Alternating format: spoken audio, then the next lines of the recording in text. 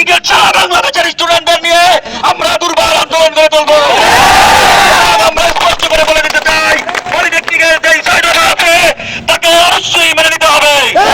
বর্তমান স্পষ্ট করে বলতে চাই, 24 আন্দোলনের অন্যতম রাজপথের যোদ্ধা আমার পলিটেকনিক্যাল ছোট ভাইদের উপর যে অত্যাচার করা হয়েছে, আমরা বলতে চাই যারা এই অন্যায়ের সাথে জড়িত অতি দ্রুত তাদের আইনের আওতায় আনতে হবে।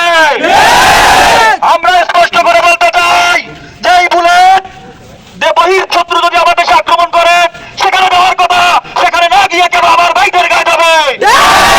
আমি সেনাবাহিনীর ভাইদেরকে বলতে চাই, আপনারা যার কারণে আজকে ব্যারাক থেকে বাইরে এসেছেন, সেই 24 হাতিয়ারদের গায়ে কিভাবে আপনারা গুলি চালালেন।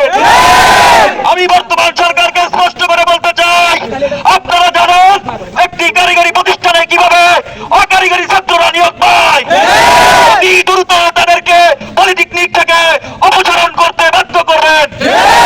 শিক্ষার্থীদের প্রতি দমন পীড়ন করে কোন আন্দোলন দমানো যায় নাই।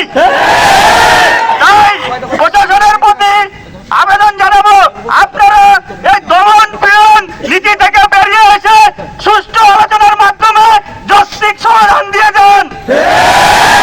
5 আগস্টের আগে দেশের অস্তিত্বের জন্য আমরা রক্ত দিতে বাধ্য হয়েছি, আমাদের নিজেদের অস্তিত্বের জন্য জীবন দিতে বাধ্য হয়েছি।